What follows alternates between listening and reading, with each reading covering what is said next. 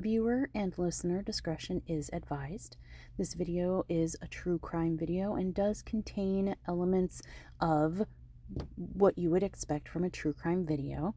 There will be discussions of unaliving. There will be discussions of water unaliving situations. And near the end, there will be mention of some child trauma of the SA nature in relation to this story. So, again, viewer and listener discretion is advised. You've been warned. Welcome, weary YouTube viewer. You have stumbled into my tales crypt. And now that you're trapped here, I mean, comfortable and welcome here, why not take a seat, grab your whip, work in progress, and join me as I work on my whip and we talk about today's tale. Today, friends, I wanted to talk to you about a case that, kind of caught my attention because at the time that this case happened, back in 2022, I was still living in California, not far from where this was occurring. And I had my daughter was in the same age range, reminded me very much of the girl we're going to talk about today and us being in close proximity. I remember all this happening, and when I thought about it, I was like, I don't know how it ever resolved. I remember, all the coverage and all the media, but I never got closure to what happened. So I thought it would be a good tale for today. And so here we go. Today we're going to talk about what happened to Kiely Rodni. Kiely Rodni was a 16-year-old girl who went missing after attending a large party on August 6th of 2022. It was said that that party had as many as 200 to 300 teens and young adults in attendance, and the party was held at Prosser Family Campground near Truckee, California. Truckee is about 35 minutes southwest of Reno, Nevada, and sits along Interstate 80.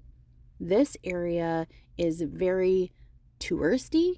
It has a lot of income annually from tourist activity and is very protective of that, which I think is something to kind of keep in mind, that the kind of area this occurred in was a heavily trafficked tourist area that depended on tourist income. The party itself was held at a reservoir several yards from the shore of that reservoir at a campground, by the water. This is where the kids would go to have their parties and their hangouts, and they weren't allowed to use fire, though, so no bonfires, but that kind of atmosphere. A bonfire party atmosphere. This was the go-to place, but they had to use headlamps and candles and flashlights because it is a heavily wooded area. And if you know much about California, well, heck, if you don't know anything about California, I'm sure you probably at least know that there's a lot of wildfire there, and so this area is very protected and has lots of strict rules with regards to open flame.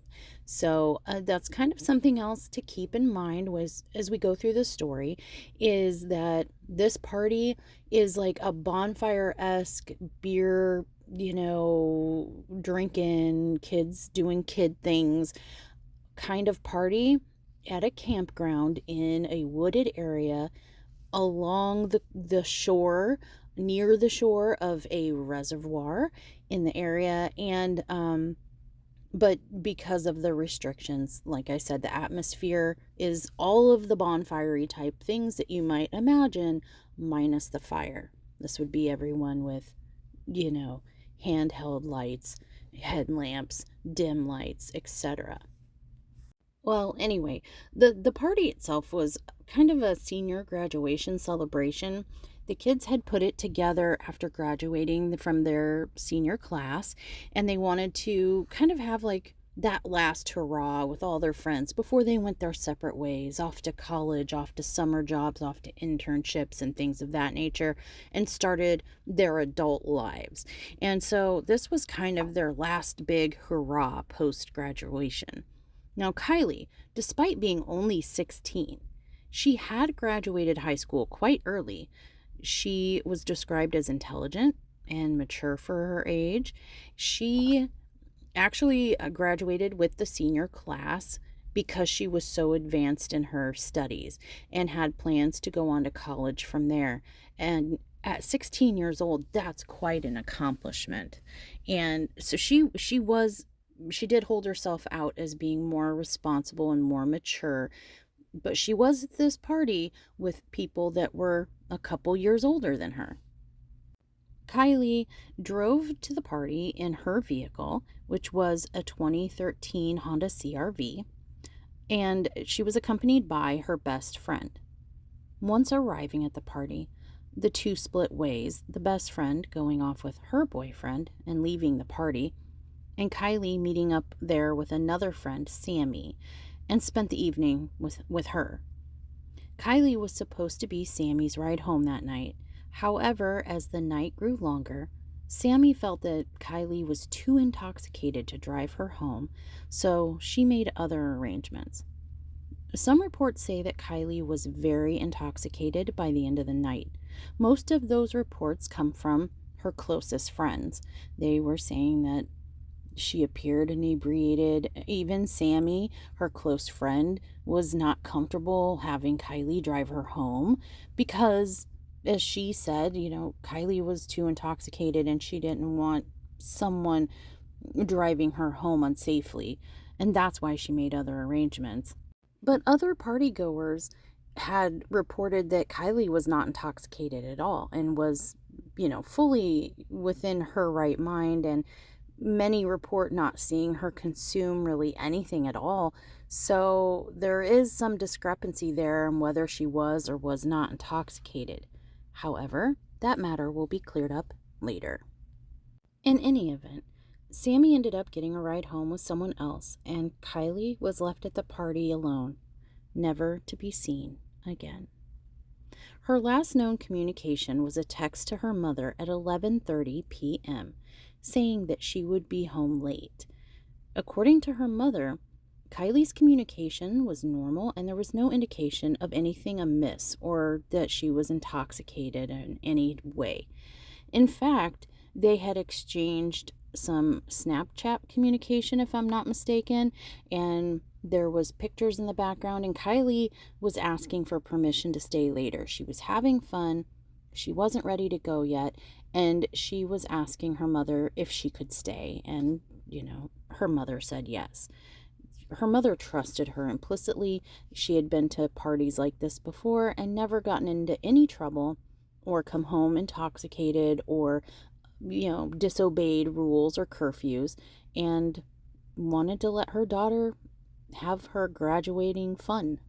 Only about an hour after her last communication with her mother, shortly after 12:30 a.m., Kiely's phone went dead. Kiely never arrived home, and no one knew where she went or what happened to her. There was no sign of Kiely, there was no sign of her car, and none of her friends were left at the party to, keep her company or attest to where she was or where she went. It was Kiely at a party with some acquaintances and strangers, as all her friends had left. So no one was specifically paying attention to Kiely herself like friends would if they had still been there. And she just kind of poofed. Kiely had been missing for approximately 2 weeks and was the focus of a massive search. Authorities searched Prosser Lake, including the reservoir where the party was held, on August 9th and 10th, but didn't find anything. There was no sign of Kiely, no clues, no evidence, just poof. Authorities had spent nearly 20,000 man-hours searching the area. Investigators received more than 1,800 citizen tips regarding Kiely's disappearance. Her teenage friends took to social media and news outlets. They gave interviews, and they organized their own searches. They conducted their own investigations and openly guided people with information to report to them first, then the authorities. It's been alleged that there was some adult involvement in support of these endeavors, which would later lead the police to investigate allegations of interference with the investigation or potentially with evidence. At some point, an independent volunteer diver team called Adventures with Purpose had been contacted and asked to come and help the search efforts. Now, who is Adventures with Purpose? Adventures with Purpose is a team that specializes in searching bodies of water for missing people. This organization is volunteers, and they do search, rescue, and have diving expertise. And they also are a very popular YouTube channel, which they document all of their investigations and searches and post them on YouTube. They dedicate their time, attention, and channel to helping search and rescue efforts and locating missing people, either current or cold case, when and where they are wanted and can do so. Their funding comes from donations and their YouTube earnings. So now this Adventures with Purpose YouTube channel has been contacted and summoned, and they become involved in the search. Now, keep in mind, this is an area of the reservoir and the lake as a whole that had been searched for nearly 2 weeks repeatedly by authorities and their, law enforcement teams. However, Adventures with Purpose was able to locate the teen within 35 minutes of searching with sonar boats in an area that had already been, quote, thoroughly searched by police and rescue teams. She was found in her silver 2013 Honda CR-V in Lake Prosser, merely 14 feet under the water's surface. The vehicle was found approximately 55 feet offshore and less than a quarter mile south of the campground where the party took place and she was last seen. Reports indicated that 2 of the windows of the car were open when the car was pulled from the lake. The front passenger window was broken, and the rear driver's side window was halfway down. Unfortunately, Kiely's body was discovered in the back cargo hatch of the car. The team then called Rodni's relatives before contacting authorities. Kiely's father, David, and her grandfather came rushing to the scene to find what the divers had discovered.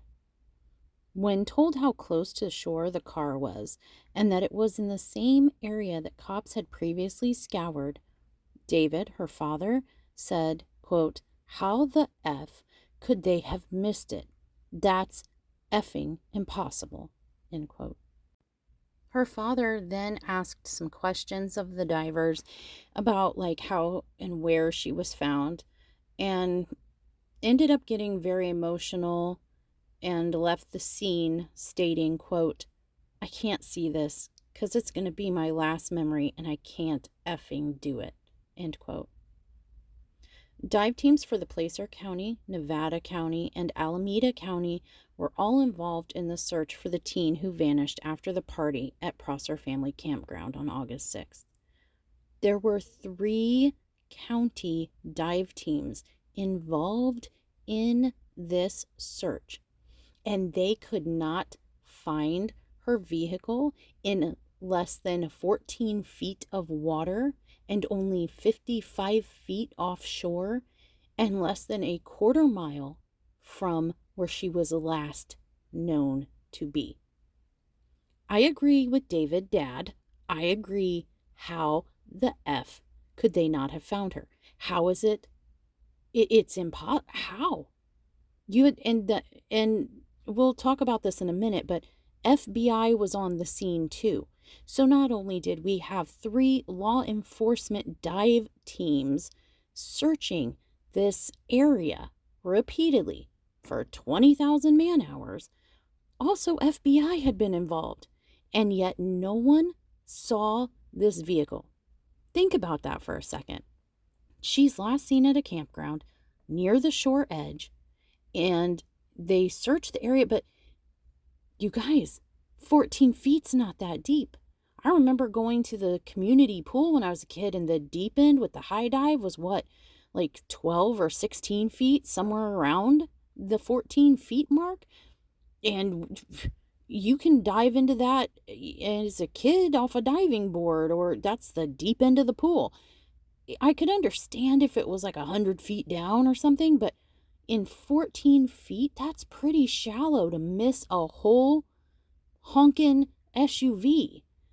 And to top that off, only 55 feet offshore from it, and near where she, less than a quarter mile from where she was last seen. Does anybody else, like, what is going on here? In the end, the death of Kiely Rodni, the 16-year-old Truckee resident, was ruled an accident with no foul play suspected. After this, the case was dropped by media, both social and national news networks, and there's really not been much talk of it since. Well, except the ongoing dedication of once kind of famous country rapper Ryan Upchurch, who's been doggedly pursuing this as foul play, using personal resources and YouTube to investigate and keep her case, quote, alive. Additionally, the Adventures with Purpose team has always firmly and resolutely stood by their assertion that something was going on here, that this was sus altogether, the investigation and, how she was found, where she was found, etc., as well as firmly asserting that there was foul play here from what they saw when they discovered the scene and everything that surrounded the investigation. So, I mean, does anyone else feel like that? Like they do? Is there something sus here? I think there could be. Let's go over the generally accepted timeline of this case, kind of nutshell what I've told you. So, on August 5th of 2022, at 6:08 p.m., Kiely is seen on surveillance camera at a local business in Truckee, her hometown. At 10 p.m., Kiely and her friend Mags arrive at the party, that was the best friend she came with, at the Prosser family campground. Before Kiely arrived, her boyfriend, Jagger Westfall, had texted her complaining about his day and added, quote, "Okay, be safe, don't do anything stupid," end quote. At 10:30 p.m., Kiely replies to her boyfriend, Westfall, and says, quote, "Oh, I'm sorry that you're going through that," end quote. At 11:30 p.m., Kiely texts her mom to ask if she can stay at the party, and then lets her know that she actually is going to leave the party in about 45 minutes. So she'd planned on leaving the party at approximately 12:15. And then the clock ticks past midnight, and it's now August 6th, and at 12:03 a.m., Kiely shares her location, the Prosser campground, with her mother via Snapchat. At 12:25 a.m., Kiely's friend Sammy sees her, gives her a hug, and tells her to get home safe, which is interesting because most reports say that all her friends had left the party before her, but the timeline that can be like pinned down and confirmed with receipts says that Sammy was still there. Her party companion was still there when Kiely left. So take from that what you will. Then 5 minutes later at 12:30 a.m., Snapchat data shows a ping at the campground for Kiely. 2 campers witness a large number of cars drive away. So we get the impression that at approximately 12:30, Kiely's still at the campground, her phone's still working, and Snapchat location pings her, and that people are saying the party's starting to break up because lots of people are leaving. Kiely's cell phone last pinged at around 12:30 a.m. near the campground's reservoir after she had texted her mom to say that she was heading back home to Truckee, just 12 miles from the party. At 12:36 a.m., Kiely calls Sammy and asks if she still needs a lift home. Sammy replies that she can hear music and people in the background, so she The assertion here is that when Kiely called Sammy, Sammy claims she can hear music and people in the background, implying that Kiely is still at the party and there are still people there. But Sammy, I guess, has already left because, if she can hear music and people in the background of Kiely's call and Kiely has to call her, they're not together. And so I think the implication here is that Sammy had, in fact, gotten a ride from someone else and Kiely didn't know. So she was calling to see, are you still here? Do you still need a ride? I'm leaving. After that, the next confirmed timeline point would be 8 a.m. the next morning, or later that morning, I guess, when, Kiely's mom wakes up, Lindsay, age 42, if you're curious, and realizes her daughter had not returned home from the party the night before. At 9 a.m., friends are waiting at Starbucks for Kiely to show up so they can go on their planned group camping trip. She had been due to meet friends at the local Starbucks at around 9 a.m. ahead of the camping trip, but failed to show up, and that prompted her mother to sound the alarm. Authorities, including the FBI, say that they scanned through nearly 2,000 tips in the 2-week hunt for Kiely Rodni and spent almost 20,000 man-hours looking for her.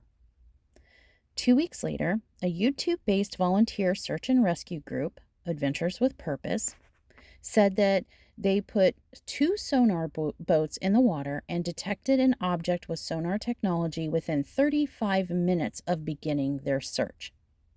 They were able to confirm that it was a vehicle and conducted a dive to examine the car, confirming that it was indeed the missing teen's vehicle and she was still inside it. Rodney's body was mostly positioned toward the rear passenger side of the vehicle in the cargo area. So let's just kind of sidebar here. This begs the question. I've seen the footage of the actual discovery and dive. They filmed it for their YouTube channels, and it was all allegedly in real time as it was happening, not pre-prepared or sketched out or anything. It was just like kind of like live in real time. This is as it's happening. And I'm watching this and I saw the vehicle when they found it was pretty obvious on the sonar, and I am not a sonar expert, but I saw the sonar screen and I was like, well, there's a tire and there's a bumper and that looks like it's upside down. It's an upside down car in there. And it was pretty clear to even a layperson like me. So how did all these county dive teams and FBI miss something so obvious even to a layperson? Further, I was found wondering, like, when I was watching the footage and it shows the diver going down and inspecting the vehicle, and then later when they pulled the vehicle out in the condition with the broken out passenger front window and the half rolled down driver backseat window, the fact that when they discovered the vehicle, her remains were in the back cargo area of the upside down vehicle. First, how did the vehicle get upside down? I guess something to do with water and buoyancy maybe could explain that. The rate of speed in which it went in the water, and I'm not an expert in that, so I don't know, but I'm, my brain kind of went ding, like what's that? Why is it upside down? That's a little odd. And then to know that her remains were found in the cargo area. Now, any sane person, I think, in this situation, whether or not inebriated in any way or whatnot, you drive into the water, you've got a front seat window open and you've got a back seat window open. You're entering the water. It takes a minute.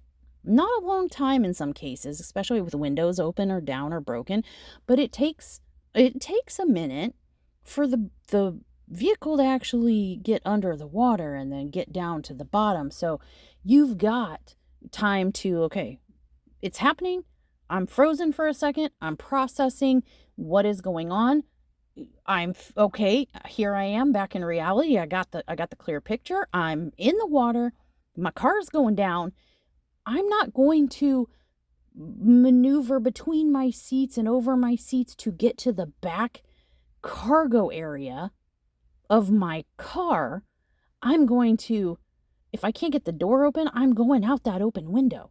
If there's a window open, yeah, water's coming in it, I'm going out it. I don't know about you, but it just seems really suspicious to me why her body, when she is the driver of the vehicle, they didn't find her seat belted into her driver's seat in the front, which you might expect. B, they didn't find her like somehow tangled in the front, which you might expect. C, they didn't find her outside the vehicle, having not made it to the surface, which might be reasonable.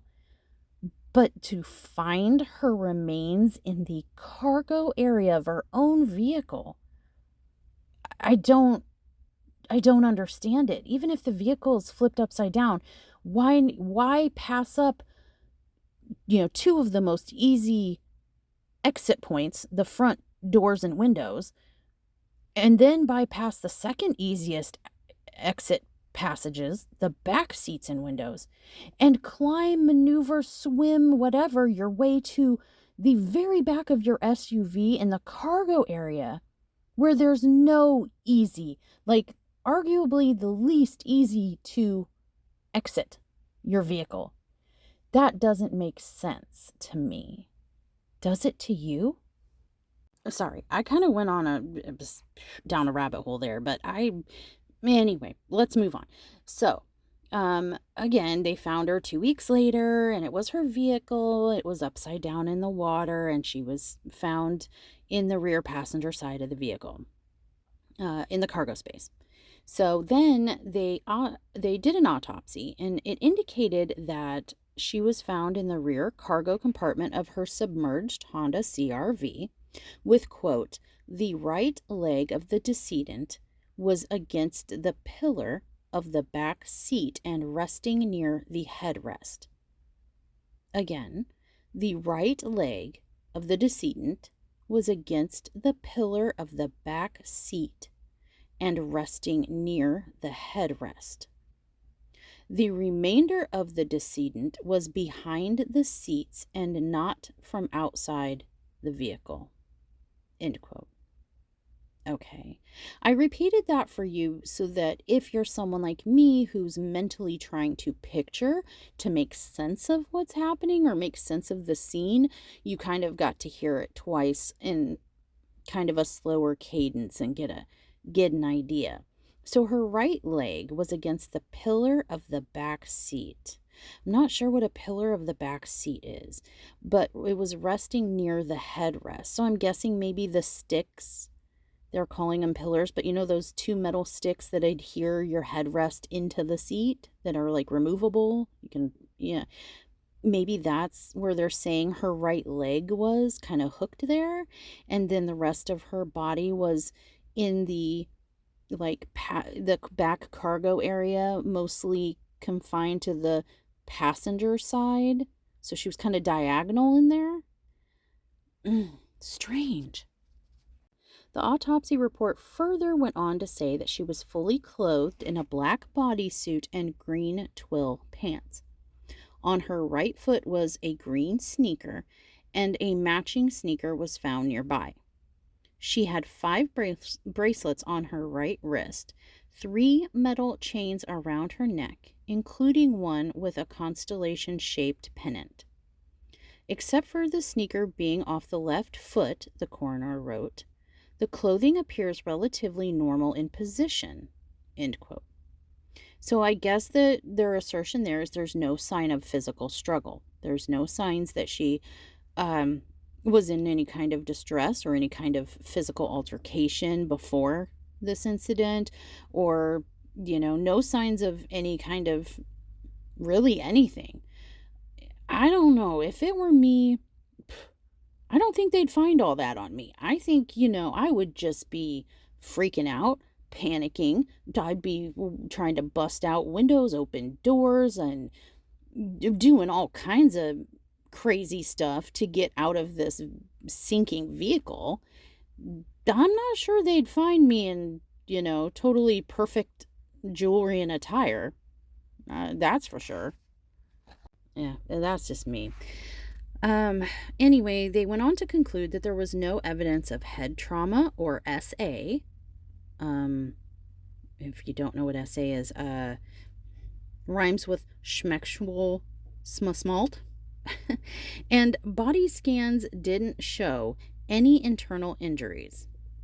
A toxicology report was conducted and did show positive results for nicotine. Okay, so she smoked. Caffeine. Okay, so she had a soda.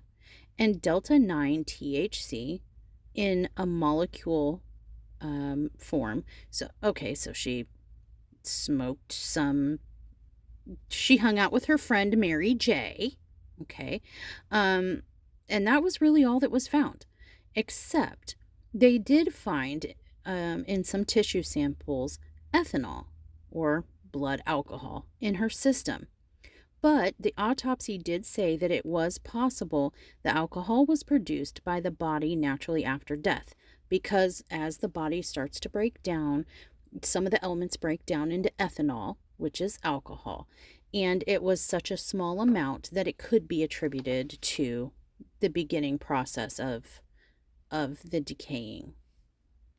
It doesn't really indicate how much THC was in her system, but I mean, just by the way they word it, it indicates, because they don't say, oh, well, she had excessive amounts or whatever. It just says that there was a positive note for it, not that it was in excess or to the inebriation point. So to me, it kind of really says that, yeah, it's possible she had a sip of alcohol, but it wasn't enough to, I mean, it was such a small amount that we don't know if it was consumption or if it was degradation of remains. And like the THC, they don't say that it was a super high amount, just it's there, so how could she, how inebriated was she? Was she even inebriated at all? The autopsy doesn't indicate affirmatively that she was. So those early reports that say she was too inebriated to take me home, so I had to find someone else. Is there something there? Was she really? Because the autopsy didn't really show that. So somebody's wrong. It's either the coroner or it's the friend. And if it's the friend, then could she be lying? Was she trying to cover something up? And when the autopsy came out, you guys, that kind of concluded the investigation.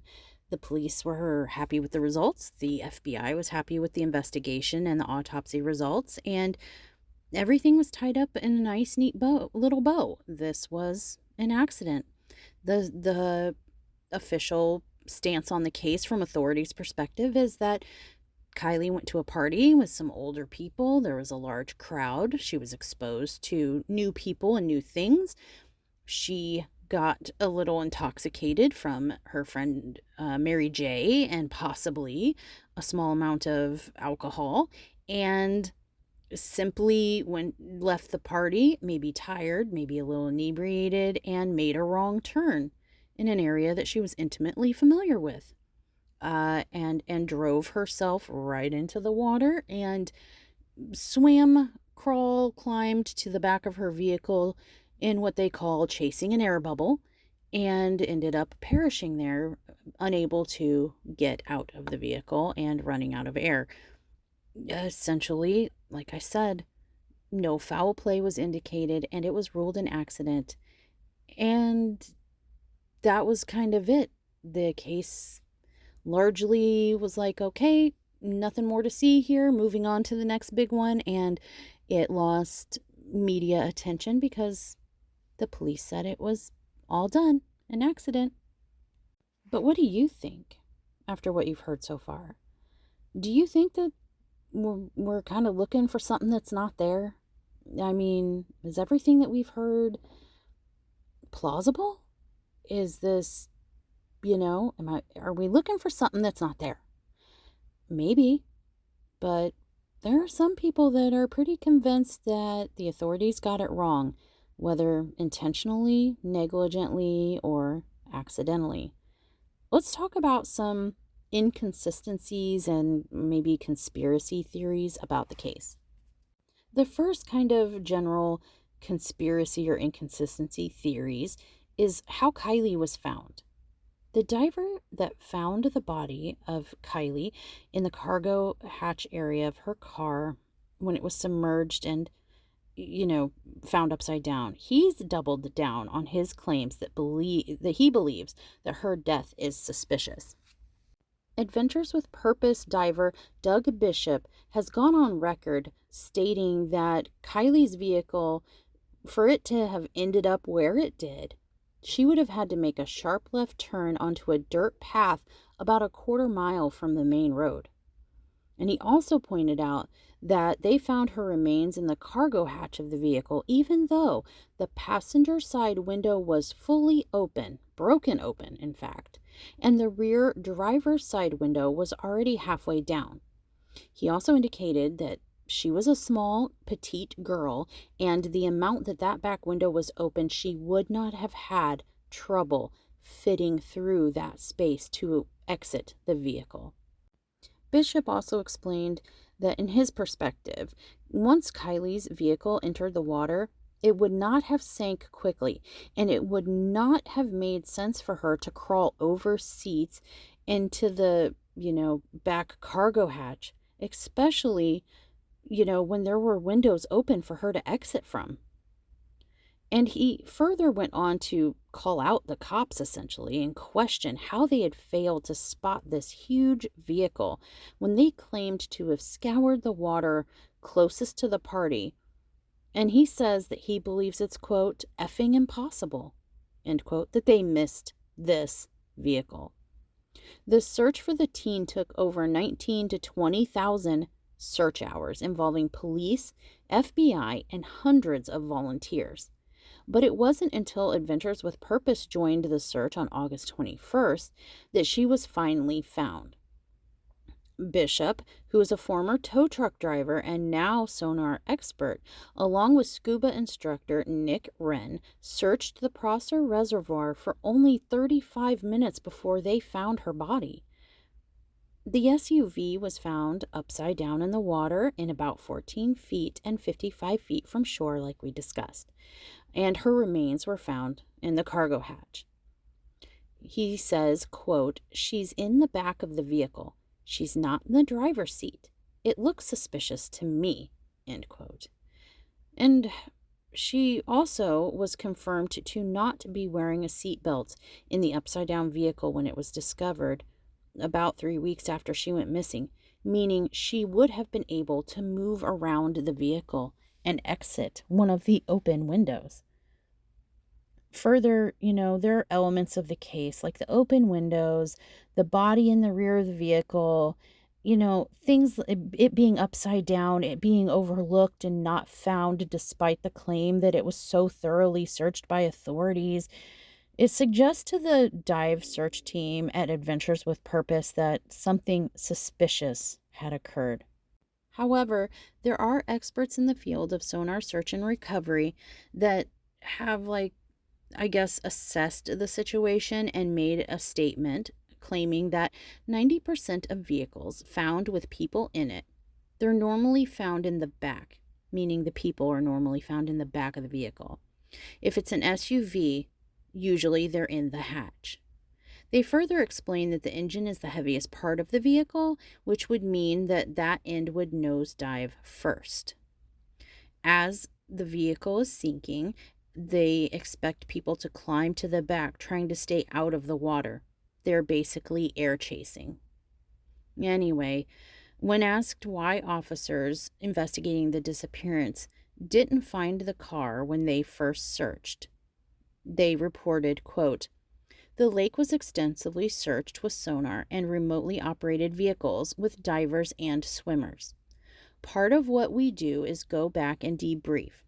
Tracking underwater is an extremely difficult thing to do. A lot of this equipment is high-end, very expensive, and you really need to have a lot of practice and expertise, end quote. Well, how does that explain why you didn't find it? Uh, I failed to see the explanation of, why you. Well, what it sounds like to me is you just explained all the reasons why you should have found it.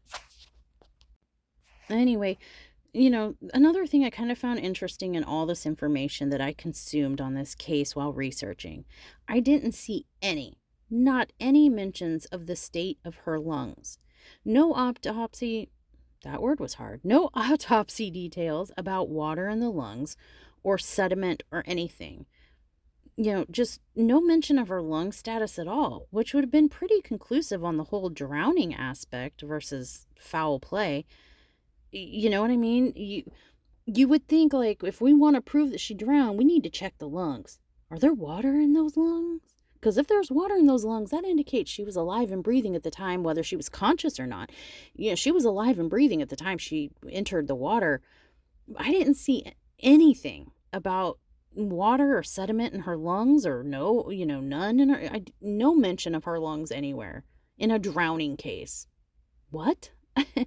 But again, it is possible that I missed this information somewhere. I mean, I am a human being and to err is human, but I was like specifically looking for it and I didn't see it anywhere.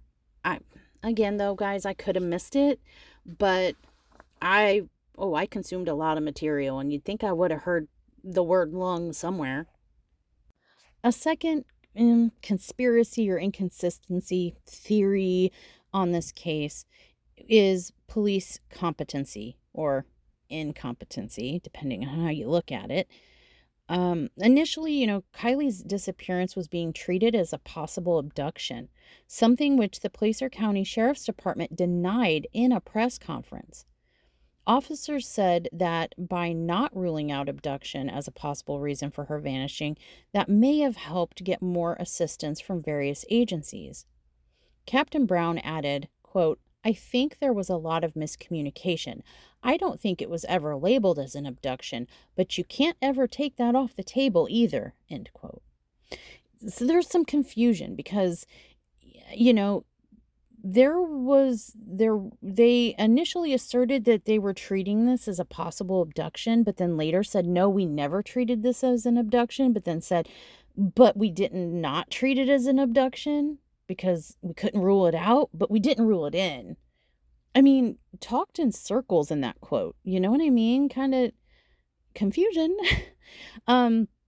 Further, like when asked why more than 19 or 20,000 man-hours were spent by local authorities and associated volunteers and failed to show up or turn up any evidence or the missing vehicle or her body earlier than Sunday, when the volunteer team had come in and spent 35 minutes looking and found it.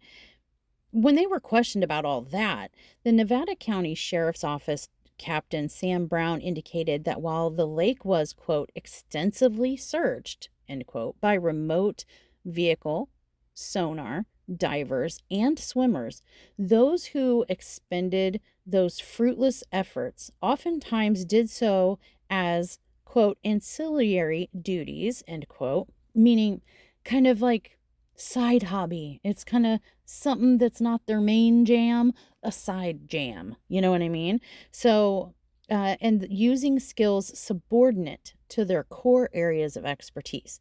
Basically, he admitted that, like, hey, we called them divers and we gave them equipment, but like, they didn't really know what they were doing with it. It was something that they were kind of familiar with, but wasn't their main thing, So, we just didn't have the experience. Whoops. He went on to say, quote, "Tracking underwater is an extremely difficult thing to do," end quote. And he indicated that a debrief would hopefully pinpoint other techniques and practices that the sheriff's office could employ to greater success in future cases.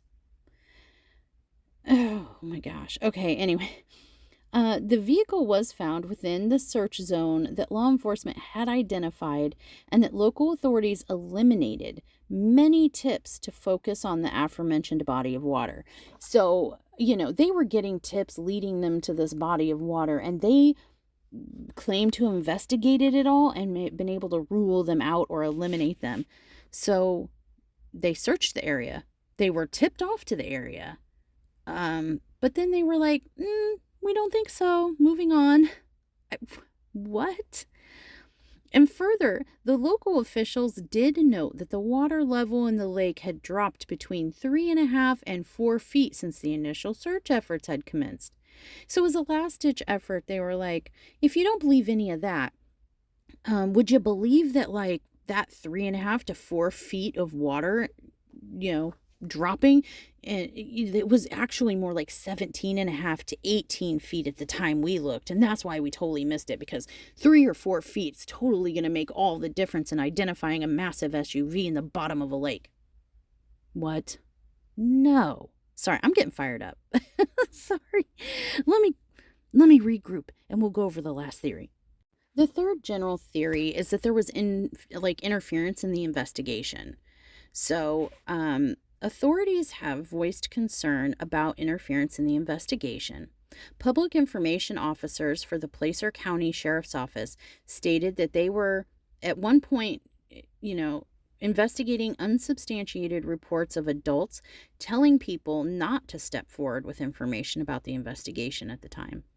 The suggestion was that people were being shielded from being caught underage drinking and using illicit drugs. So basically, they were accusing the parents and the kids of, trying to interfere and tell people, don't come forward, come to us first with information, avoid the authorities.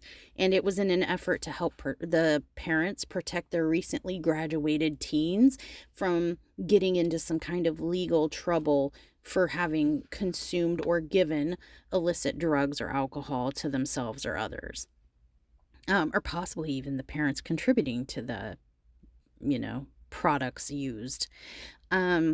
The quote from the sheriff's office is, "It's recently come to our attention, and we have received several reports of adults trying to discourage people and possibly teens from coming forward with information that could help us locate Kiely.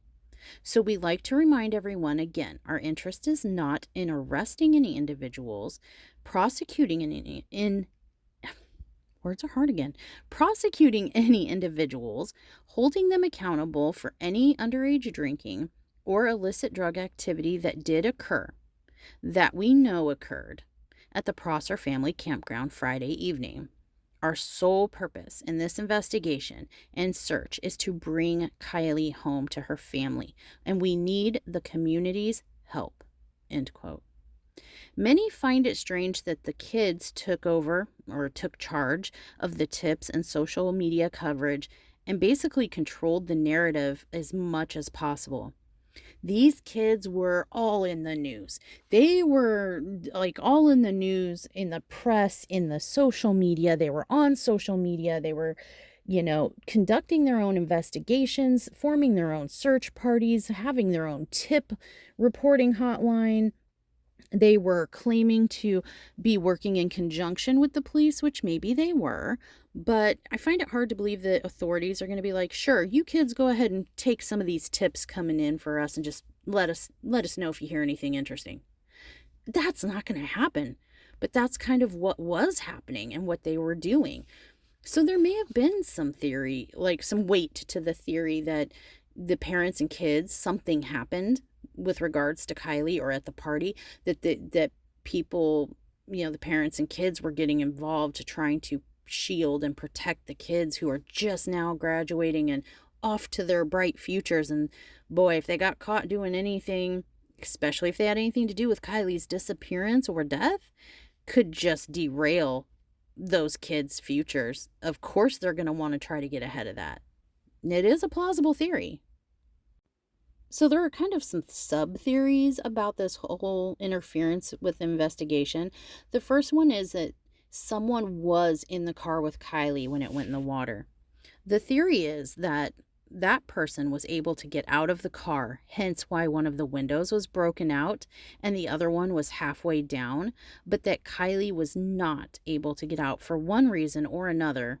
Maybe out of fear, the kids were working to cover it up, possibly their parents too. And that kind of makes sense if you think about it. Kylie's in her car, she's driving. We already know she's offering to give people rides home. We have proof of that from her communication with Sammy, who she was supposed to give a ride home. Did she? Maybe she did. Maybe Sammy was one of them. Maybe not. But the passenger front window was broken out completely. And the rear driver, the rear back seat driver window was halfway down. It is plausible there was at least one, if not two people in that car when it went into the water. Kiely, maybe she was driving and someone in the passenger seat broke out their window and got out safely. And maybe there was someone in the back seat who got the window halfway down and was able to squeeze through and got out safely. And somewhere in the mix, Kiely didn't make it. It's plausible. And maybe the kids are afraid. Maybe there was a fight and they were arguing. She made a wrong turn when this all happened. Or maybe any number of things, really. Or anyway, maybe another theory is that Kiely was in the back cargo area the whole time and there were other people driving her vehicle and they just drove it into the water and broke out the window, rolled down another one, drove into the water, swam out, and made it look like an accident. Who's to say? Anyway, but yes, another theory is that there were other people in the car who made it out while Kiely did not for one reason or another.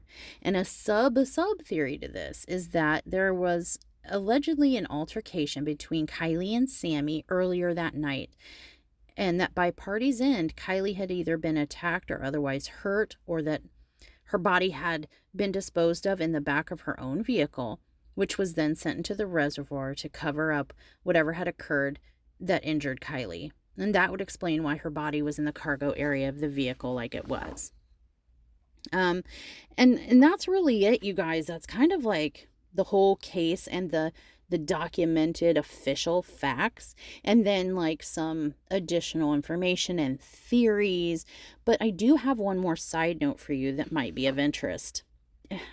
Kind of related, kind of not, but here's the side note I found of interest.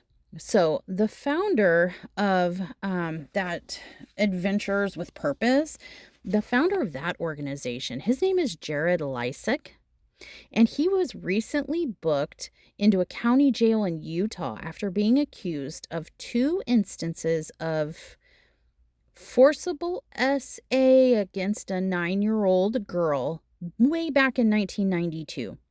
At that time, he was 16, and the child, the 9-year-old, was a relative of his. Documents allege that during the first incident, the, quote, the defendant pinned the victim to the ground, end quote, and then goes on with details of penetration, according to sources. And the second alleged happening of this forcible SA against a child happened, quote, at their grandparents' house and contained similar allegations. Lysek also reportedly apologized back in February in an email to the victim, according to documents reviewed by national news sources. The first line of his apology read, quote, "I'm so very sorry for the things that we cannot change," end quote. In his email, Lysek reportedly revealed that he was a victim as well, as a result of their specific Mormon upbringing. Quote, "Like yourself, I was once a victim by multiple people both in and out of the family. It is unfortunate when families like ours experience something that rhymes with schmolestation," end quote. And that's, I found that of note because, that is the group that found Kiely's body, and they were, and it made news again and kind of brought up Kiely's case again because of that group's involvement with the case. And now the founder and having this, really kind of horrible accusation and case going on.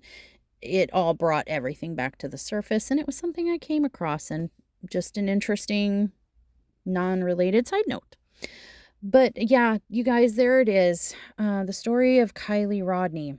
I tried so hard to find any kind of updates, any kind of newer tributes, any kind of new information, any statements from the family, and literally I couldn't find much of anything. After the autopsy report came in and declared it, an accident with no signs of foul play, and the authorities wrapped up the case and tied it off with a bow, it was just poof, like it never happened, like gone out of sight, out of mind. We're done. Nothing to see here. We've solved the case, Scooby. And you know, the only people that are really still talking about this, like I mentioned, was Ryan Upchurch. Has a very active channel with tons of videos and lots of theories and quote evidence that he's come up with, but he gets down some rabbit holes that I just couldn't follow. I didn't have the time or the patience to really follow all of it. There's a lot, but if you're interested, it's out there.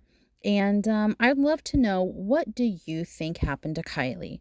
Do you think that it was simply a teenager who went to a party, maybe got a little inebriated, or in a fight with a friend or something, and she just made a wrong turn? I mean, this was an area she was really familiar with, grew up there.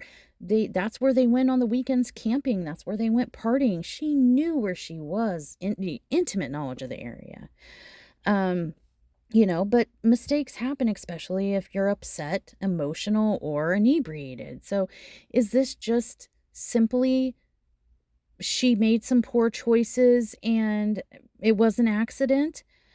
Or was there something more here that was completely either overlooked by incompetence of police or swept under a rug because it's such a highly sought after tourist destination that depends on tourist income, and something like this being, foul play would deter tourists from coming and spending their money and impact their economy? So officials are like, no, can't have that. Sweep, sweep, rug.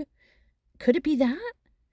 Or was there something, could something have been amiss with this Adventures with Purpose investigation? Did they stage this? Did they somehow set it up? Like, they're theories, you guys. I mean, were the friends involved, the teens involved? I mean, who goes to a party?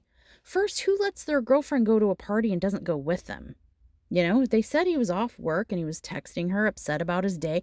Why didn't he come out there? What kid avoids a party? Like, I don't know, especially when their significant other is there. She came with her best friend, and her best friend was like, hey, I know I came with you, but peace out. I'm going with my boy. We're leaving, and just left her there.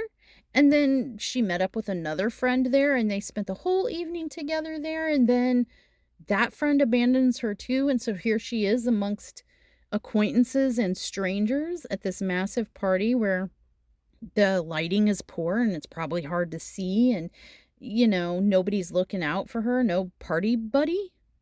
Who does that? What friends do that? It's all, to me, it's all very sus, but that's just me.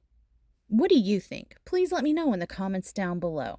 And if you like this type of video, please let me know by giving me a thumbs up so I know that you kind of like these series and want to see more. I need the feedback, folks.